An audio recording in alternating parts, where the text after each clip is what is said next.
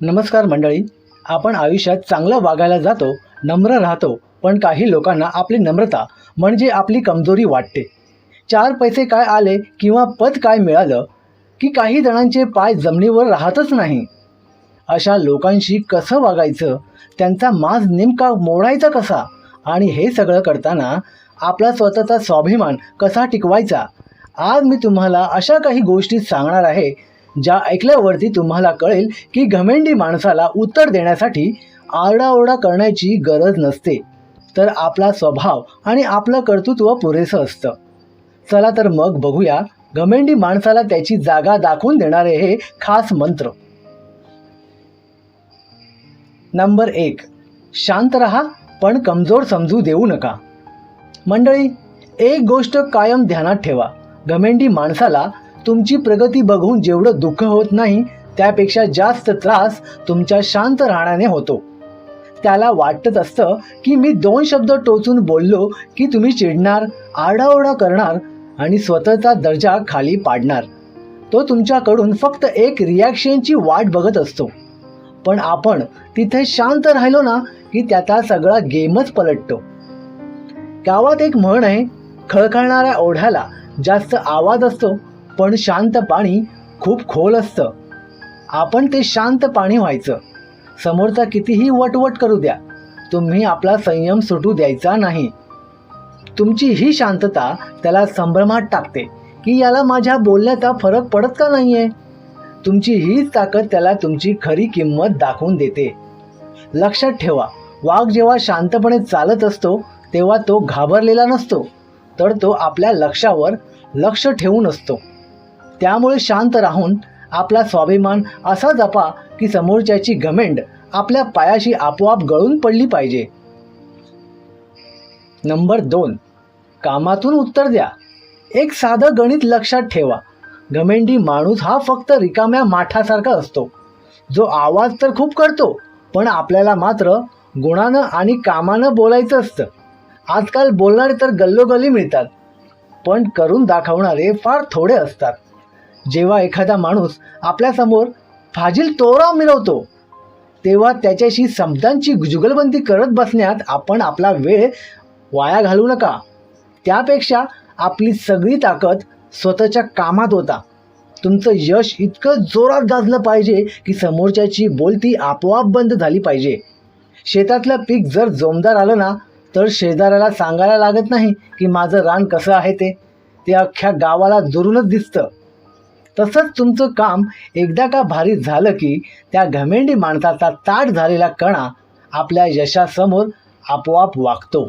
कारण शेवटी काय आहे, शब्दांपेक्षा कर्तृत्वच जास्त काळ टिकतं आणि तेच समोरच्याला त्याची खरी जागा दाखवून देतं. आपल्या कामाचा दरारा असा ठेवा की आपल्याला तोड उघडायची गरजच पडणार नाही. नंबर 3. जास्त जवळ जाऊ नका. बघा मंडळी, घमेंडी माणसाचा एक स्वभाव असतो. त्याला वाटतं की त्याच्या सावलीत येणारा प्रत्येक जण हा त्याच्यापेक्षा छोटाच आहे. आपण जर अशा माणसाच्या जास्त आहारी गेलो किंवा त्याच्या अगदी जवळ राहायला गेलो तर तो आपल्याला आपली पायरी विसरायला लावतो आणि डोक्यावर चढून बसतो. गावरान भाषेत सांगायचं झालं तर जिथं आपल्या शब्दाला वजन नाही आणि जिथं आपल्या उपस्थितीला किंमत नाही तिथं उभा राहून आपलाच अपमान करून घेण्यापेक्षा 2 पावलं लांब राहिलेलं कधीही चांगलं. ज्या ठिकाणी आपला मान राखला जात नाही तिथं पुन्हा पुन्हा जाणं म्हणजे स्वतःच्या हाताने आपला स्वाभिमान पायदळी तोडण्यासारखं आहे. अशा माणसांपासून अंतर ठेवणं म्हणजे त्यांच्यावर राग काढणं नाही, तर स्वतःची किंमत टिकवून धरणं असतं. लांबून पाहिलेला डोंगर कसा सुंदर दिसतो, पण जवळ गेलं की त्यातले दगड धोंडे टोचायला लागतात. तसंच अशा माणसांशी फक्त गरजेपुरता आणि अंतरावरून संबंध ठेवला की ना तो तुमच्यावर चढू शकत नाही ना तुम्हाला दुखू शकतो.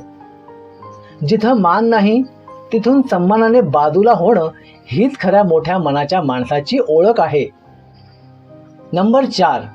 त्याच्या भाषेत नाही, तुमच्या लेवलवर बोला. जेव्हा एखादा माणूस गर्वाने आंधळा होऊन खालच्या पातळीवर जाऊन बोलतो तेव्हा आपल्यालाही तसंच बोलावंसं वाटतं.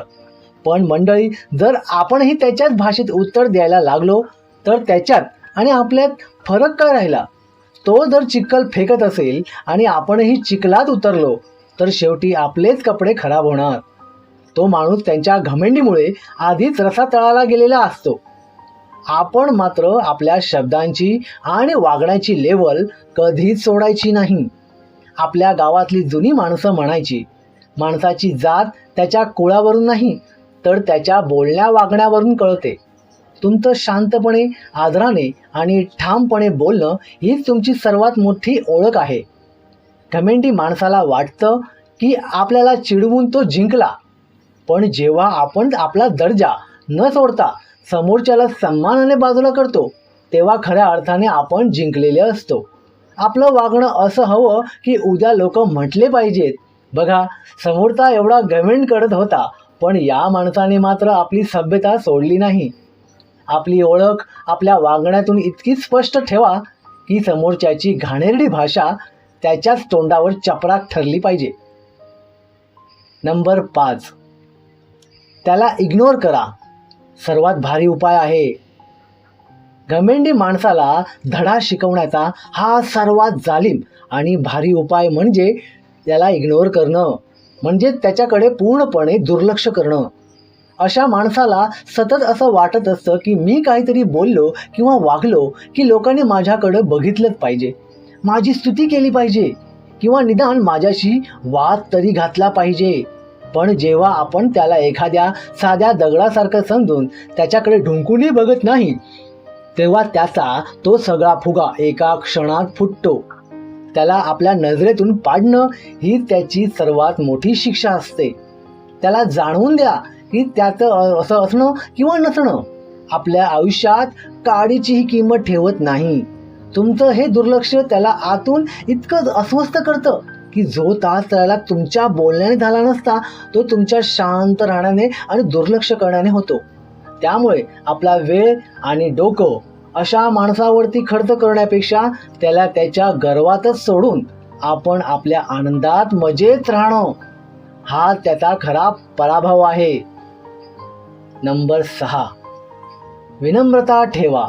हो मंडळी, आयुष्यात कितीही मोठं पद मिळालं किंवा गडगंज श्रीमंती आली तरी त्याचे पाय जमिनीवर असतात ना, त्यालाच खरी माणसं जोडता येतात. घमेंड ही एखाद्या डोंगराच्या टोकासारखी असते, जिथं चढायला तर मजा येते पण तिथून घसरलात की थेट दरीतच पडता. पण जो माणूस जमिनीवर चालतो त्याला पडण्याची भीती कधीच नसते, कारण जमिनीवरचा माणूस कधीच घसरत नाही. विनम्रता म्हणजे तुमची कमजोरी नाही तर तो तुमचा सर्वात मोठा दागिना आहे. झाडाला जेवढी जास्त फळं लागतात तेवढं ते झाड खाली झुकतं. तसंच आपणही कर्तृत्वानं मोठं झालं की अधिक नम्र व्हायला पाहिजे. लक्षात ठेवा, वेळ कोणाचीच सारखी नसते. आज जे तुमच्याकडं आहे ते उद्या कोणा दुसऱ्याकडे असेल. त्यामुळे गर्वाचा वारा अंगात भरू न देता सर्वांशी माणुसकीने वागा. जो नम्र राहून लोकांची मनं जिंकतो तोच इतिहासात कायमचा टिकतो आणि जो गर्वाने फुगतो तो काळाच्या ओघात आपोआप संपून जातो. त्यामुळे नेहमी नम्र राहा आणि जमिनीवरती पाय ठेवून आपला स्वाभिमान जपा. नंबर 7, कधी कधी सरळ बोलणं गरजेचं असतं. आयुष्यात सहन करण्याला एक मर्यादा असते. आपण शांत राहतो, समोरच्याचा आदर राखतो, ज्याचा अर्थ असा मुळीच नाही की आपल्याला बोलता येत नाही किंवा आपण त्याला घाबरतो. कधी कधी घमेंडी माणसाला आपली शांतता म्हणजे आपली कमजोरी वाटायला लागते आणि तो जास्त डोक्यावरती बसतो. अशा वेळी मात्र सरळ आणि ठाम बोलणं गरजेचं असतं. त्याला अगदी शांत डोक्याने पण खणखणीत आवाजात सांगा की बाबा रे, तुझा आदर करतोय म्हणून मी गप्प आहे, पण याचा अर्थ असा नाही की तू काहीही बोलेल की मी ऐकून घेईन. तुमचं हे एकच वाक्य त्याला त्याची मर्यादा ओलांडण्यापासून रोखण्यासाठी पुरेसं असतं. लक्षात ठेवा, वाकणं चांगलं असतं पण इतकंही वाकू नका की लोक तुम्हालाच पाय पुसणं समजतील. आपला स्वाभिमान जपण्यासाठी जिथं तोंड उघडणं गरजेचं आहे तिथं न भिता आणि न चिडता फक्त सत्याची बाजू ठामपणे मांडा. समोरच्याला कळावं की आपली नम्रता हा आपला संस्कार आहे, ती काही लाचारी नाही. नंबर 8, वेळ सगळ्यांना शिकवते. एक गोष्ट कायम लक्षात ठेवा की या जगात वेळ हा सर्वात मोठा गुरु आहे. आज कुणाकडे पैसा आहे, सत्ता आहे म्हणून तो जर घमेंड करत असेल तर त्याला हे माहीत नसतं की वेळेचं चक्र कसं फिरेल याचा काही नेम नसतो. आज जे शिखरावरती बसलेत त्यांना उद्या जमिनीवर यावंच लागतं, कारण निसर्गाचा नियमच आहे की चढला तो पडणार. वेळ ही अशी गोष्ट आहे ना जी मोठ्या मोठ्यांचा माज मातीत मिळवते. एखाद्याला वाटतं की माझ्याशिवाय काही पान हलणार नाही, पण काळ असा बदलतो की त्याला स्वतःची किंमत कळेनाशी होते. गावरान भाषेत सांगायचं झालं तर दिवस कोणाचेच सारखे नसतात. आज ज्याची हवा असेल तर उद्या तुमचा काळ असेल. त्यामुळे कुणी कितीही गर्व केला तरी आपण डगमगायचं नाही. जो आज गर्वाने फुगलाय त्याला वेळ अशी चपराक मारते की त्याला सावरायला जागाच उरत नाही. म्हणून माणसाने नेहमी पाय जमिनीवर ठेवून वागावं, कारण वेळ प्रत्येकाचा हिशोब न चुकता करते आणि प्रत्येकाचा घमेंड उतरवल्याशिवाय राहत नाही. शेवटी वेळच सांगते की कोण किती पाण्यात आहे. तर मंडळी, शेवटी एकच गोष्ट लक्षात ठेवा की हा देह मातीचा आहे आणि एक दिवस मातीतच मिसळणार आहे. इथे कुणीच कायमचा राजा नसतो आणि कुणीच कायमचा गुलाम नसतो. जो आज गर्वानं डोंगर चढतोय त्याला उद्या उतरताना त्याच लोकांच्या हातापाया पडावं लागतं ज्यांना तो आज तुच्छ लेखतोय. आपल्याला कुणाचा सूड घ्यायचा नाही आहे, फक्त स्वतःला सिद्ध करायचं आहे. तुमची शांतता, तुमचं काम आणि तुमची विनम्रता हीच तुमची खरी ताकद आहे. समोरचा कितीही मोठा असला तरी त्याला झुकवण्याची ताकद तुमच्या वागण्यात ठेवा. लक्षात ठेवा, वाकून चालणं हा आपला संस्कार आहे, पण कुणाचं पाय पुसणं बनणं आपला स्वभाव नाही.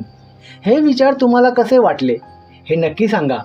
जर तुम्हाला हा व्हिडिओ आवडला असेल तर आपल्या नातेवाईकांपर्यंत, आपल्या मित्रांपर्यंत नक्की पोहोचवा. आपला स्वाभिमान जपा आणि सदैव आनंदी राहा. आपल्या व्हिडिओला जास्तीत जास्त लाईक करा. आपल्या चॅनलवरती नवीन असाल तर चॅनलला सबस्क्राईब करा. धन्यवाद.